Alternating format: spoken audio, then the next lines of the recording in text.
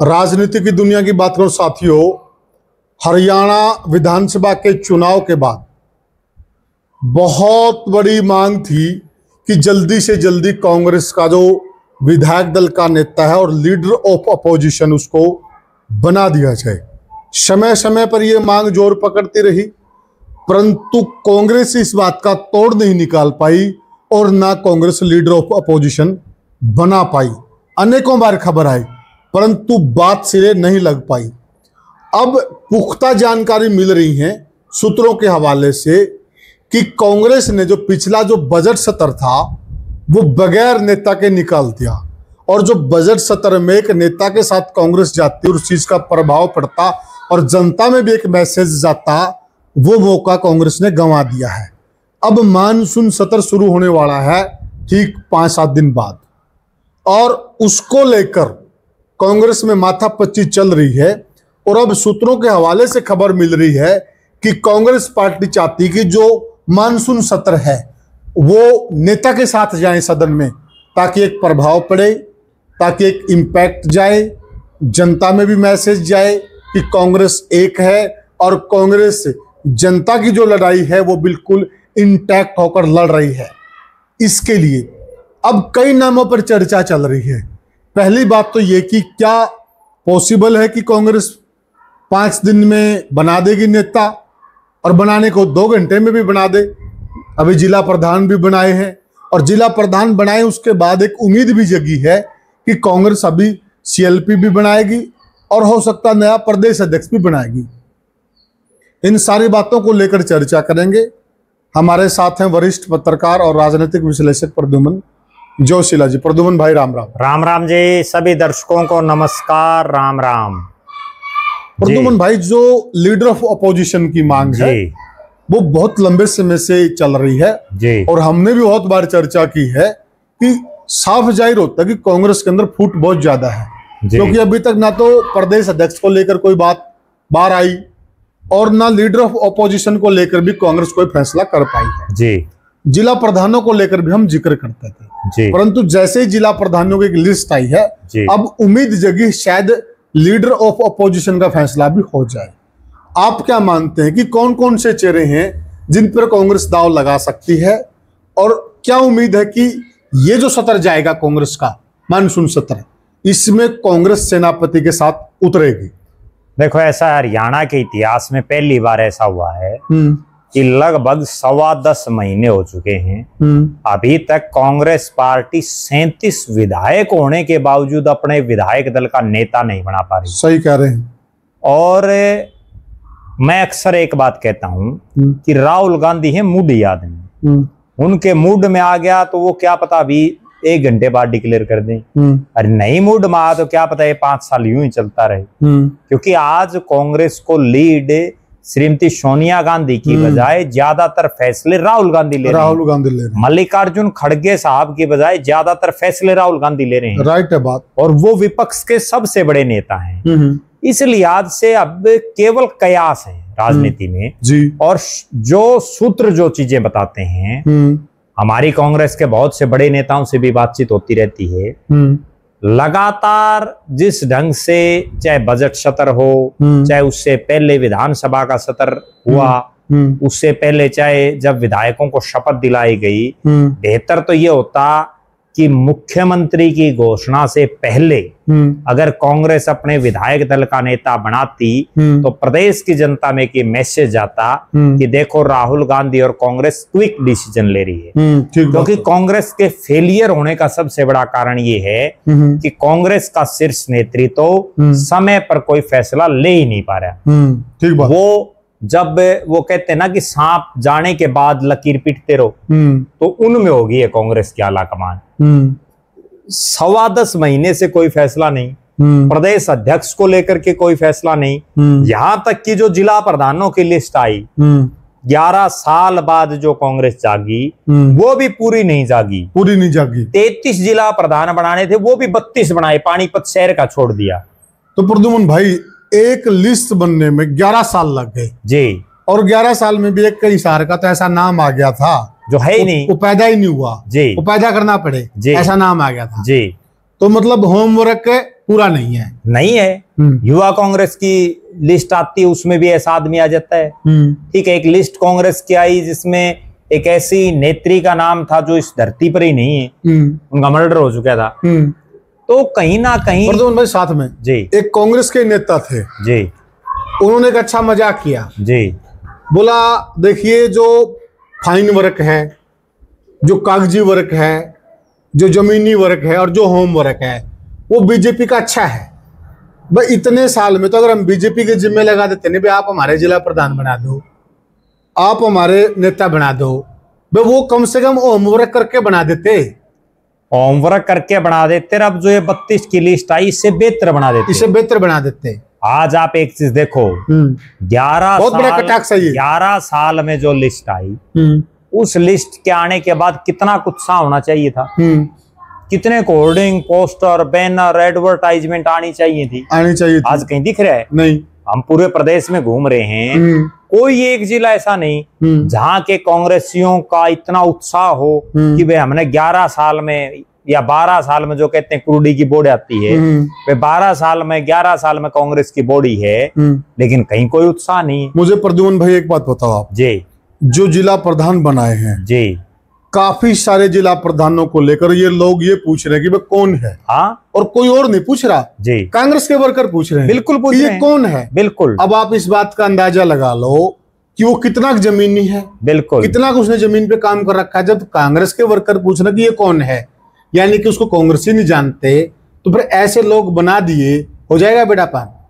नहीं, बेड़ा पार तो वो कहते हैं ना, या बेड़ा गर्क है कि शुरू में ही पता चल जाता है, पहले दूसरे तीसरे दिन। अब पता चल गया है कि इन जिला, मैं बहुत गंभीर बात बता रहा हूं, इन जिला प्रधानों के भरोसे कांग्रेस अगला चुनाव भी नहीं जीतेगी। बहुत बड़ी बात है। ठीक है ना, बहुत कुछ परिवर्तन करने की जरूरत है, तभी बात बनेगी। अब सीएलपी को लेकर चलते हैं प्रद्युम्न भाई, क्या सीएलपी में अब टेंडर सही में बीजेपी को देना पड़ेगा ये लिस्ट देखते हुए, या आपको लगता है कौन कौन से नाम लगते हैं कि इन नामों पर मंथन चल रहा हुआ, ये इस नाम से ये फायदा हुआ, इस नाम से, आपका गणित क्या कहता है? देखो, कांग्रेस के 37 विधायक हैं और उन 37 विधायकों में एक शख्स ऐसे हैं जो मुख्यमंत्री रह चुके हैं, नेता प्रतिपक्ष भी रह चुके हैं 2-2 दफा, बहुत अनुभव है, प्रदेश के अध्यक्ष भी रह चुके हैं, 4 बार के वो सांसद भी हैं। चौधरी देवीलाल जैसे बहुत बड़े शख्स को उन्होंने 3 चुनाव हराए हैं। ठीक बात है। और नाम है चौधरी भूपेंद्र सिंह हुड्डा। पूरी कांग्रेस में आज के दिन हरियाणा प्रदेश में अगर कोई सबसे मजबूत आदमी है, सबसे जनाधार वाला आदमी है, और कोई ऐसा शख्स है जो मुख्यमंत्री भी रहा, प्रदेश अध्यक्ष भी रहा, नेता प्रतिपक्ष भी रहा, सांसद भी रहा, विधायक भी रहा, यानी बहुत लंबा तजुर्बा जिसका हो, तो वो तो चौधरी भूपेंद्र सिंह हुड्डा है, कोई डाउट नहीं। ठीक बात है। कांग्रेस के 37 विधायकों में सबसे मजबूत अगर कोई है तो वो भूपेंद्र सिंह हुड्डा है। अब उनको बनाएंगे ना बनाएंगे ये राहुल गांधी और कांग्रेस का आलाकमान तय करेगा। ठीक है, लेकिन मुझे ये कहने में कोई गुरेज नहीं है कि आज के दिन उनसे मजबूत कांग्रेस में कोई शख्स नहीं है। अच्छा, एक बात देखिए आप जी, क्या अब भूपेंद्र सिंह हुड्डा को बनाना बहुत ज्यादा जरूरी नहीं हो गया क्या? जिस प्रकार से राहुल गांधी का एक बयान वायरल हो रहा है कि मैं बीसी को आगे करना चाहता हूं जी, मैं बीसी वर्ग को कमान देना चाहता हूं, तो इस बयान के बाद बहुत ज्यादा नुकसान हो सकता है कांग्रेस पार्टी को, और उस नुकसान की भरपाई के लिए इस चेहरे को आगे करना बहुत ज्यादा जरूरी है। आप क्या मानते? देखो, अगर कांग्रेस को संगठित रखना है, कांग्रेस को मजबूत रखना है, तो सबसे बड़ा विकल्प केवल चौधरी भूपेंद्र सिंह हुड्डा है। ठीक है, क्योंकि 5 में से 4 सांसद तो बिल्कुल उनके खासम खास हैं। 37 में से 32-33 विधायक ऐसे हैं जो उनके साथ हैं। तो कहीं ना कहीं भूपेंद्र सिंह हुड्डा 90 के 90 हलकों में प्रदेश के वो इकलौते नेता हैं जिनके पास मजबूत साथियों की एक टीम है। वरना तो जैसे अब जिला प्रधानों में हम चर्चा कर रहे हैं ना कि ऐसे ऐसे बना दिए कई, तो जिनको उनके हलके में लोग नहीं जानते, तो उससे फिर फर्क ये होगा कि उनकी मानेगा कौन। बहुत ऐसे सीनियर नेता हैं जो कांग्रेस में बैठे हैं, क्या वो उनकी मान जाएंगे? ठीक बात, ठीक है ना। तो अगर किसी जूनियर विधायक को सीएलपी का लीडर बना दिया तो ये बीजेपी नहीं है जहां अनुशासन सर्वोपरि है। या तो खुल्लम खुल्ला बोल रहे हैं, खुल्लम खुल्ला। मतलब कांग्रेस के पूर्व विधायक शमशेर सिंह गोगी जो कुमारी शैलजा और वीरेंद्र डूमरखा के नजदीकी हैं, सरेआम ये बोल रहे हैं कि बाबू बेटे न हरा दिया, कोई कार्रवाई नहीं कर रहा राहुल गांधी। ठीक है, बहुत से ऐसे कांग्रेस के नेता हैं जो सरेआम नाम ले लेके कह रहे हैं कि इन कांग्रेसियों ने हमें हराया है। आज तक 10.25 महीने हो गए, किसी पर कोई कार्रवाई नहीं। तो कांग्रेस में अनुशासन है ही नहीं। कांग्रेस में तो केवल ये है कि भूपेंद्र सिंह हुड्डा को अगर आगे कर दिया जाए, सीएलपी का नेता उनको बना दिया जाए, नेता प्रतिपक्ष बना दिया जाए, तो एक तो जो जाट समाज है जो आज कांग्रेस के साथ लगा हुआ है, जो किसान समाज है, वो एज इट इज डटा रहेगा। लेकिन मैं एक बड़ी गंभीर और बड़ी कठोर बात कहता हूं, जो मैंने हरियाणा प्रदेश में घूम फिर करके हरियाणा के लोगों का जो एक सिस्टम देखा है, उसके मुताबिक अगर भूपेंद्र सिंह हुड्डा परिवार की कांग्रेस अनदेखी करती है तो जो किसान और जाट समाज है वो कांग्रेस से विमुख हो सकता है, कोई बड़ी बात नहीं। और वही उनका मूल वोट बैंक बचा हुआ। ठीक बात है। वरना तो जो बैकवर्ड और जो एससी समाज था उनमें से ज्यादातर तो आज बीजेपी के साथ चला गया, कब्जा हो चुका है, और बीजेपी के साथ चला नहीं गया, वापसी की भी संभावना नजर नहीं है। पंजाबी वोट और बीसी वोट ऐसा इंटैक्ट हो चुका है। अगर राहुल गांधी मुगालते में, हम दावे के साथ कह रहे हैं, मुगालते में रहेंगे, आएगा नहीं। आप हरियाणा प्रदेश में जितनी बैकवर्ड डोमिनेटेड सीटें हैं उनमें देख लो चुनाव परिणाम उठा करके। ठीक बात है भाई। अगर कोई यूं कहता हो अहिरवाल की एक नांगल चौधरी की सीट को छोड़ दें जिसमें जाट भी हैं, उसको छोड़ दें, बाकी सारे को बीजेपी जीतती है। बल्कि प्रद्युमन भाई, जो जाट डोमिनेट सीटें हैं वो तो बीजेपी जीत रही है कहीं कहीं, लेकिन जो आप कह रहे हैं कि बीसी डोमिनेट सीटें हैं वहां पर तो 99% बीजेपी। एक उदाहरण दे दिया जाता है कई बार कि भाई शहरों में भी इस बार कांग्रेस जीत गई। चौधरी भूपेंद्र सिंह हुड्डा के घरी शहर रोहतक में मामूली अंतर से जीतती है, मामूली। ठीक है ना, बिल्कुल। सिरसा में अगर जीतती है तो वो केवल इसलिए जीतती है कि वहां गोकुल सेतिया का खुद का प्लेटफॉर्म था। यस। निर्मल सिंह अगर जीतते हैं तो उनका खुद का एक जनाधार था। यस। ठीक है। बहुत सी ऐसी सीटें हैं कांग्रेस जो जीतती है। फतेहाबाद में बलवान सिंह दौलतपुरिया जो जीते हैं उनका अपना एक वजूद था। और कुछ दीपेंद्र सिंह हुड्डा ने आखिरी समय में रैली कर दी, मेहनत भी करी। कई कारण रहे, लेकिन इतना निश्चित है कि अगर कांग्रेस को सरवाइव करना है हरियाणा में तो इसमें कोई शक नहीं कि विधायक दल का नेता तो चौधरी भूपेंद्र सिंह हुड्डा को बनाना चाहिए। हालांकि लिस्ट में दौड़ में कई नाम और भी, उन पर भी हम चर्चा करेंगे। हाँ, प्रदेश अध्यक्ष का जो पद है वो कुमारी शैलजा के खेमे में दिया जा सकता है, उससे एक बैलेंस बन सकता है प्रदेश की राजनीति में। और कुमारी शैलजा के खेमे में भी मेरा ये मानना है कि खुद कुमारी शैलजा को ही दिया जाए, उनका अनुभव भी है। क्योंकि अगर किसी नए आदमी को दिया जाएगा, मैं आपको एक बड़ी रोचक बात बताता हूँ। 4 कार्यकारी प्रदेश अध्यक्ष बनाए गए उदय भान जी के साथ। उन चारों में से कई तो ऐसे हैं जिनको लोग आज तक भी नहीं जानते। सच्चाई है ये। अब जितेंद्र भारद्वाज हैं, कितने के लोग जानते हैं? राइट बात है। ठीक है ना। अब सुरेश गुप्ता है, कितने के लोग जानते हैं? बिल्कुल राइट बात है। श्रुति चौधरी पार्टी छोड़ करके चली गई और उनको भी लोग केवल इसलिए जानते थे कि वो चौधरी बंसीलाल की पोती है।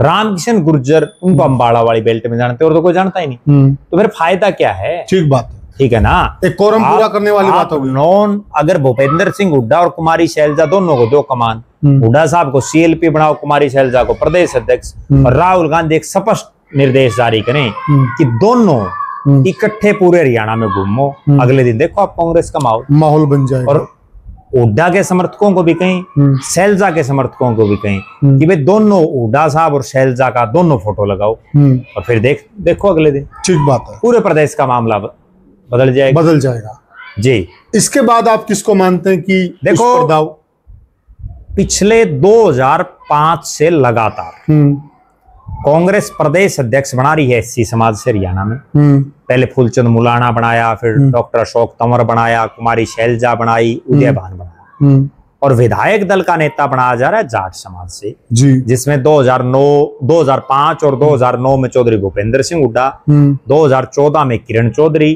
और 2019 में फिर भूपेंद्र सिंह हुड्डा।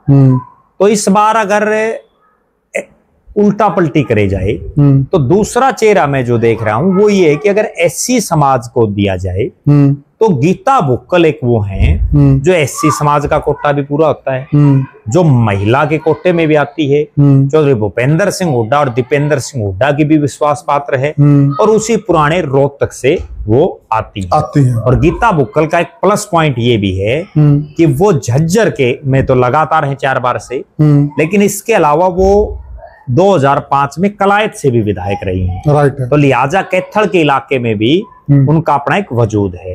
तो गीता बुक्कल को मैं ये मान रहा हूं कि अगर भूपेंद्र सिंह हुड्डा नहीं तो गीता बुक्कल 2 नंबर पर मतलब सबसे मजबूत दावेदार हैं। इसमें बीच में एक प्रश्न है जी। कुछ सूत्रों के हवाले से एक खबर मिल रही है कि इस बार एससी को नहीं बीसी को दिया जा सकता है प्रदेश अध्यक्ष का पद, तो क्या कांग्रेस की आत्महत्या ना माने? देखो, जहां तक सवाल है कि बीसी को दिया जाता है, बीसी में मजबूत आदमी कौन है? देखो, कांग्रेस के साथ एक सबसे बड़ी समस्या ये है कि आज कांग्रेस में जितने बड़े चेहरे थे वो लगभग पार्टी छोड़ चुके हैं। अब बैकवर्ड समाज में राव इंद्रजीत सिंह एक बहुत बड़ा चेहरा था अहिरवाल में, राइट है, ठीक है, वो पार्टी छोड़ चुके हैं। जाट समाज के जो बड़े चेहरे थे वो बहुत से पार्टी छोड़ चुके हैं। अग्रवाल समाज से आने वाले नवीन जिंदल जैसे शख्स पार्टी छोड़ चुके हैं। ब्राह्मण समाज से आने वाले बड़े बड़े चेहरे पार्टी छोड़ चुके हैं। मतलब पार्टी के पास जो सेकंड लीडरशिप होनी चाहिए वो नहीं है कांग्रेस के पास। विकल्पहीनता जिसको बोलते हैं कि विकल्प नहीं बचे हुए, तो बड़े कम विकल्प हैं। उन कम विकल्पों में किसको बनाया जाए? अब अहिरवाल में राव दान सिंह एक बड़ा चेहरा है, लेकिन उनका नाम भी कहीं ना कहीं एक जो मामले में चल रहा है वो पेच है। राव नरेंद्र सिंह भी एक बड़ा चेहरा है, राव बंसी सिंह उनके पिता बहुत बड़े चेहरे थे, लेकिन राव नरेंद्र सिंह के साथ भी समस्या ये है कि प्रदेश अध्यक्ष आर्थिक जुगाड़ वाला मोटा होना चाहिए, जो खर्चा लगा सके, जो घूम फिर सके प्रदेश में। ठीक बात है। वो खर्चा कम लगाते हैं, ठीक है। कैप्टन अजय सिंह यादव बुजुर्ग हो चुके हैं। रामकिशन गुर्जर को पूरा प्रदेश ही नहीं जान रहा, ठीक है, और उनके ऊपर तो सीधी कुमारी शैलजा की एक छाप है। और परिवारवाद भी कहीं ना कहीं आएगा क्योंकि उनकी जो धर्मपत्नी है वो विधायक हैं। और इसके अलावा कोई और चेहरा दिख नहीं रहा। एक चेहरा चंद्र प्रकाश हैं जो आदमपुर से विधायक हैं, चौधरी भजनलाल के पोते को उन्होंने हराया, लेकिन चंद्र प्रकाश चूंकि कमिश्नर रहे, आईएएस अधिकारी रहे, हालांकि राजनीतिक परिवार से हैं, पंडित रामजी लाल का बहुत बड़ा नाम रहा, लेकिन उनका भी राजनीति में खुद का कोई बहुत लंबा चौड़ा वजूद नहीं है, ठीक है। वो तो केवल इसलिए जीत गए कि लोगों को चौधरी भजनलाल के परिवार से उनके पोते भव्य बिश्नोई को चुनाव हराना था। ठीक बात, ठीक है।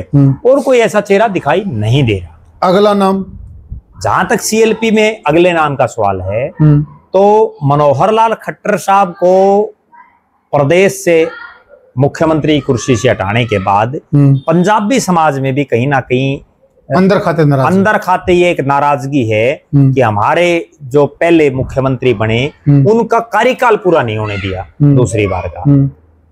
हालांकि चुनाव के बाद भले ही हटा देते, लेकिन उनको एकाएक जो हटाना, और वो पंजाबी समाज से एक शख्स है अशोक अरोड़ा। अशोक अरोड़ा कुरुक्षेत्र से आते हैं, थानेसर से कई बार के विधायक हैं, लोकसभा का चुनाव भी लड़ा लेकिन हार गए, मंत्री बने, विधानसभा के स्पीकर बने, और कई साल तक इंडियन नेशनल लोकदल जो प्रदेश में विपक्ष की बड़ी पार्टी है उसके वो प्रदेश के अध्यक्ष रहे। उनको बनाने से अनुभव पूरा है। जो फायदा है वो ये है कि एक तो अनुभवी हैं, लेकिन दूसरे इतर नुकसान ये है कि आज भी पंजाबी समाज में मनोहर लाल खट्टर उनसे बहुत बड़े नेता हैं। राइट। तो कहीं ना कहीं मनोहर लाल खट्टर साहब की जगह वो नहीं ले सकते। चौथा जो नाम मैं जो समझ पा रहा हूं जी, बैकवर्ड समाज पर अगर दांव खेलते हैं तो एक चेहरा चंद्र प्रकाश है, क्योंकि अहिरवाल में तो कोई विधायक उनका जीता नहीं है। जैसे मंजू चौधरी जीती हुई गुर्जर समाज से हैं, लेकिन वो तो अपने परिवार की, जो उनके पति और उनके ससुर की राजनीति के दम पर हैं। तो चंद्र प्रकाश का जहां तक बात है, जो प्रदेश अध्यक्ष के संदर्भ में हमने बात रखी, वही क्राइटेरिया यहाँ लागू होता है कि वो प्रदेश में कोई बहुत बड़ा चेहरा नहीं बन पाए हैं, और बैकवर्ड समाज जो ऑलरेडी भारतीय जनता पार्टी के साथ बड़ी तादाद में है, अब उसको वो कितना तोड़ पाएंगे ये भी लग नहीं रहा। उसका पीछे भी एक कारण मैं बताऊं कि पिछले 10.25 महीने में चंद्र प्रकाश की कोई ऐसी गतिविधि नहीं रही, वरना तो एक ऐसा शख्स जो कमिश्नर रिटायर हुआ हो, बिल्कुल, जो चौधरी भजनलाल के गढ़ में उनके पोते को चुनाव आ रहा है, बहुत तो प्रदेश स्तर का नेता बन जाना चाहिए। बिल्कुल बिल्कुल, चंद्र प्रकाश जी को तो पूरे हरियाणा में घूमना चाहिए, अभी तो बैकवर्ड समाज में घूमना चाहिए था, लेकिन कहीं नहीं घूम रहे। ठीक है, तो इसलिए वो भी नहीं लग पा रहा कि मुझे कोई बहुत ज्यादा प्रभावी रह पाएंगे। अच्छा प्रद्युमन भाई, एक नाम आता है चंद्रमोहन बिश्नोई का जी, जो कि उनके पिताजी भी बहुत लंबे समय तक हरियाणा प्रदेश के मुख्यमंत्री रहे और उनकी पकड़ भी मानी जाती है जी। कई वर्गों में उनकी पकड़ होती थी। आज तो दौर बदल गया जी। आज जिस वोट बैंक पर बीजेपी का कब्जा है, किसी जमाने में इस वोट बैंक पर चौधरी भजनलाल का कब्जा था जी। और चौधरी भजनलाल के इशारे पे ये वोट बैंक चलता था। तो वो एक बड़ा नाम है, बड़े परिवार से आते हैं। क्या लगता है कि चंद्रमोहन एक राइट पद नाम होगा इस पद के लिए? देखो, जहां तक सवाल है चंद्रमोहन बिश्नोई का, इसमें कतई कोई दो राय नहीं कि चौधरी भजनलाल के जो दोनों बेटे हैं उनमें चंद्रमोहन ने राजनीति पहले शुरू की और उस कालका से वो विधायक बने, जहां बिश्नोई समाज का तो कोई बहुत लंबा चौड़ा वजूद ही नहीं। सही कहा, और लगातार जीतते रहे। वो तो बाद में एक फिजा का एक ऐसा प्रकरण हुआ जिससे उनके उप मुख्यमंत्री की कुर्सी भी गई, उनकी राजनीति पर भी बहुत बड़ा डेंट लगा, और उस प्रकरण के बाद अब वो इस बार जीतते हैं। ठीक है, चंद्रमोहन बिश्नोई का जहां तक मैं समझ रहा हूं कि अगर प्रदेश अध्यक्ष हुड्डा खेमे से बनता है तो वो शैलजा खेमे में माने जा रहे हैं, तो उनको सीएलपी बनाया जा सकता है अगर हुड्डा खेमे को प्रदेश अध्यक्ष मिलता है तो। और चंद्रमोहन को बनाने से एक मैसेज ये जा सकता है कि जिस कुलदीप बिश्नोई को पहले कांग्रेस ने खुडे लाइन रखा, अब बीजेपी में भी वो खुडे लाइन ही है, तो कहीं ना कहीं जो चौधरी भजनलाल का एक कैडर वोट था, चाहे वो आज बीजेपी में बहुत बड़े स्तर पर चला गया, लेकिन जब चौधर मिल जाती है ना किसी शख्स को, अगर चौधरी भजनलाल के बेटे को विधायक दल का नेता बनाया जाएगा तो उसमें से कुछ ना कुछ जो है छिटक करके आ सकता है। और ये बिल्कुल एक सच्चाई है कि आज जो कांग्रेस का वोट बैंक है, अगर इसी से सरकार आती तो सबसे पहले आ जाती। सरकार तो तभी आएगी जब बीजेपी वालों में सेंध लगाओगे, और वो सेंध तब लगेगी जब इस तरह का प्रयोग किया इस तरह के प्रयोग होंगे, तो वो भी एक मजबूत विकल्प है जी। और फर्क भी पड़ेगा प्रद्युमन भाई। देखिए, एक बंदा अब एक हल्के तक सीमित है और एक बंदे को एक कमान दे दी जाएगी, एक चौधर का रथ दे दिया जाएगा। जब वो चौधर के रथ पर सवार होकर पूरे प्रदेश में निकलेंगे तो संभावनाएं तो हैं, अगर कांग्रेस इस पे दाव लगाती है तो। देखो, बिल्कुल संभावनाएं हैं, और चंद्रमोहन बिश्नोई को यारों का यार कहा जाता है, और एक ऐसी सिस्टम बैठ सकता है हरियाणा में अगर राहुल गांधी के समझ में आ जाए तो। दीपेंद्र हुड्डा को बना देना चाहिए प्रदेश अध्यक्ष, एक फार्मूला है ये, और चंद्रमोहन बिश्नोई को बना देना चाहिए विधायक दल का नेता। अच्छी जोड़ी होगी, दोनों की उम्र भी है काम करने की, दोनों में अभी जज्बा भी है काम करने का, और एक अच्छी जोड़ी साबित हो सकती है। और दूसरा विकल्प ये है कि चौधरी भूपेंद्र सिंह हुड्डा नेता प्रतिपक्ष और कुमारी शैलजा दोबारा से प्रदेश अध्यक्ष, और इनके साथ जो कुछ एक और चेहरे हैं उनको राष्ट्रीय टीम में ले लें, किसी को कार्यकारी अध्यक्ष बना दें, किसी को विधायक दल का उपनेता बना दें, किसी को चीफ व्हिप बना दें, सर लगा दें, सब एडजस्ट। बीजेपी यही तो कर रही है। बीजेपी वाले पन्ना प्रमुख बना रहे हैं, लिखो भाई कागजों पे लिखते रहो, ठीक है ना, काम लगा रखे हैं और लोग टाइट हो अंडा है, मैं पन्ना प्रमुख। बिल्कुल बिल्कुल बिल्कुल। तो साथियों, हमने चर्चा की जो कांग्रेस के ताजा हालात हैं, और जो सूत्रों के हवाले से हमें खबर मिल रही है कि हो सकता है कि कांग्रेस इस बार जो मानसून सत्र शुरू होना है उसमें वो नेता के साथ जाए।